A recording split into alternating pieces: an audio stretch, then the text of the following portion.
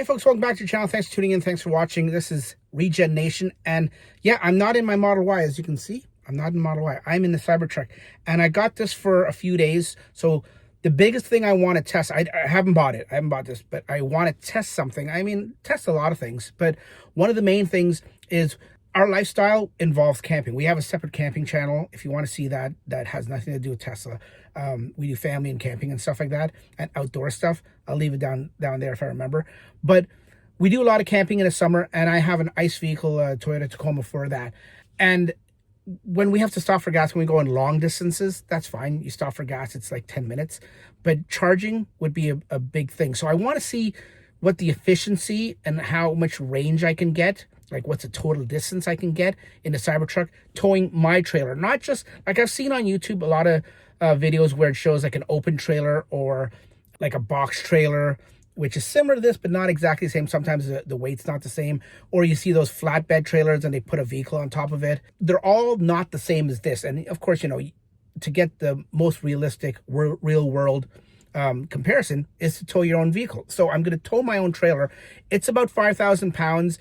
And it's a travel trailer, so it's a box. It's a box. And I'm going to just do a short trip, round trip there and back, and then I'll extrapolate the numbers and come right back and tell you guys. If you have a travel trailer and you want to see what it's like, stick with me and we'll figure it out together. Okay, so here we are. That's the trailer. That's a 2019 Jayco 22BH. Basically, it's about 25 to 26 feet long. I think it's... I want to say it's 8 feet wide, and that's going to be a factor because the Cybertruck, the mirrors, the way the mirrors are shaped, usually on my Tacoma where I tow normally, I can put the tow mirrors on there. I can just attach them. With these triangular shaped mirrors, I don't know if I'll be able to do that, but the Cybertruck's wider than the Tacoma, so I might not need it, but these are tiny mirrors. The main thing is that it's tall and the weight. It's loaded and everything like it is now.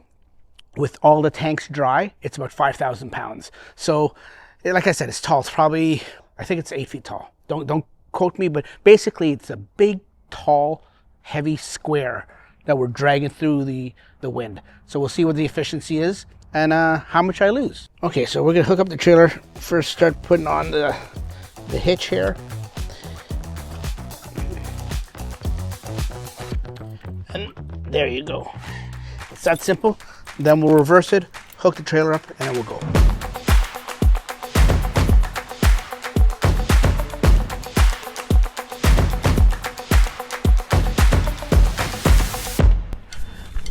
Almost forgot. I need to take the lock off. Yeah, I'm a little rusty with this. It's been a whole season. And the beauty with the air suspension on the side of the truck, I can just raise the truck instead of lowering the trailer.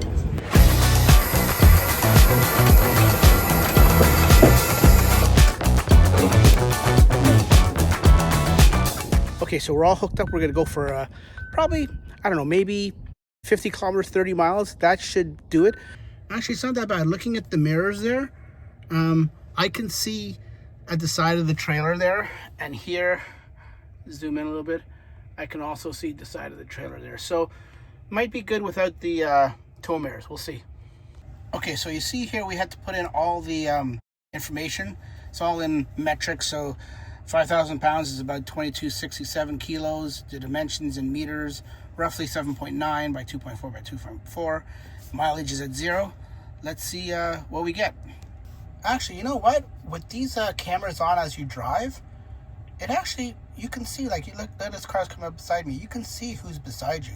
The wide angle makes it really, really easy to tow with this. I don't think you need tow mirrors. And of course, if you go up, then you can actually see the trailer and then the side markers. Okay, so we're getting on the highway. That's what I want to test, highway speeds. So we're gonna reset the trip here. Reset. Okay, so it's reset as we get on the highway now, and we'll see what kind of mileage and consumption and efficiency we get. Okay, so we're at highway speeds. I want to make this as realistic as possible. So we're gonna stay anywhere between 100 and 110, which is anywhere from 60 to about 65, maybe 70. I'll see if I can go up to 70 a couple times. But like I said, I don't want to put on cruise control. I just want to make it as normal as possible. Of course, FSD doesn't work while you're towing, which is good, I guess, or bad. But I don't go fast when I'm towing, especially with 5,000 pounds behind me. There's no need to be doing 120 or like 70, 75 miles an hour. There's no need for that. So we'll stay about this speed and see what happens. Okay, so we pulled off the highway, basically 25 kilometers, which is about 15 miles. We're going to loop and go back the same way we came from. So it'll be, altogether, it'll be probably 50 kilometers or 30 miles. And so far, we're at 61%. And so far, our consumption is, as you can see there, is 646 watt hours per kilometer. So pretty high. I'll show you what the mile conversion is in a second, but we've basically used almost 16 kilowatt hours.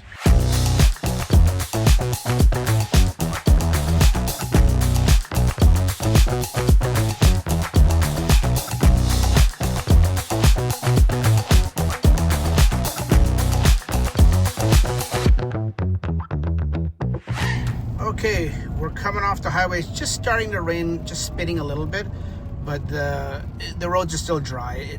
It's not wet. It didn't affect our test here. As you can see, 598. It just turned to 95 there as we slow down. So it was obviously downhill coming back, and going there it was uphill. So this is why you do a round trip, so you can, you know, take out all those variables. And we have 49%. We started when we did the loop, started the new loop, we were at 61. So basically about 12% each way, so about 24% we use. I guess about 24%. I don't remember exactly how much we used or how much we started with, but this is more accurate. So basically 50 kilometers, which is about 30 miles, we used 29.3 kilowatt hours of energy. And our efficiency, like I said, was 598 as we got off there. It's gone down a little bit now because we're on the side streets. So 598 watt hours per kilometer. So let's go and do the math and tell you what that is. The only other thing I want to point out is we're in trailer mode, as you can see there, trailer mode. And the whole trip, it's been showing that car behind us, but basically it's the trailer. You would think in trailer mode, the software guys would know it's in trailer mode, that there would be something beside or behind us that would just turn that off. Now backing this up is interesting because, like I said, the four-wheel steering is so sensitive, way more sensitive than my truck, my traditional gas truck. So backing this up takes a little getting used to. But like backing up any trailer takes getting used to, but especially with this, to me, foreign steering, it's I'm actually not doing bad. You know, with backing up a trailer, the basic thing is to go slow. Give yourself lots of room. Don't just do it close.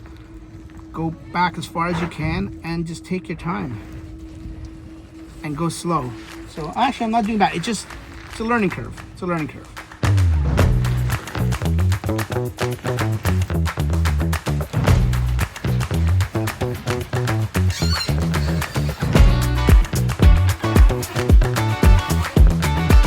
Okay, let's talk numbers. So, like I said, just about 600 kilowatt hours per kilometer. So I cheated and I put it into ChatGPT, and it basically told me, I basically asked, you know, on a Cybertruck, full battery, dual motor, with a, you know, an efficiency of 600, what should I expect in a full charge?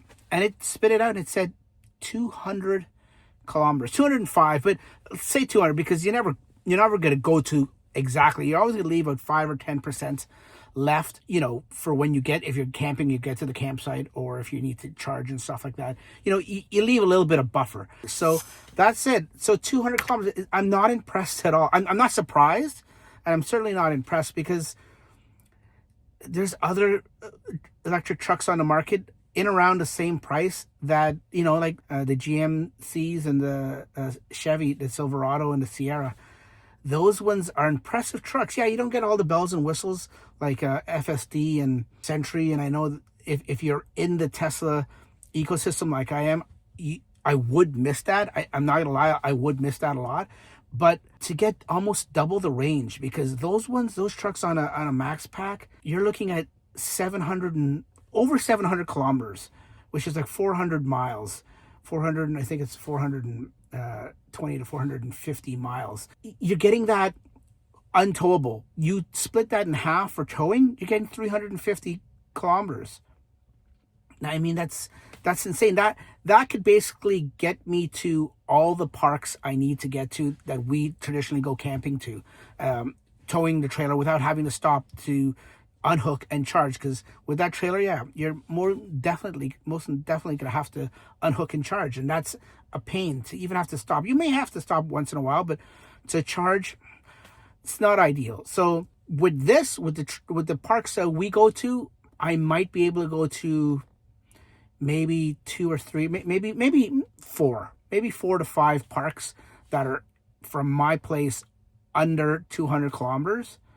And some of them are country roads and not highways, so you don't need to do 80 to 90. So whereas with the Sierra EV, I mean, 740 kilometers, like I said, you split that in half or more than half, and you could say 350. I can get to almost any park here in Southern Ontario or Northern Ontario on a single charge. And that is huge for me.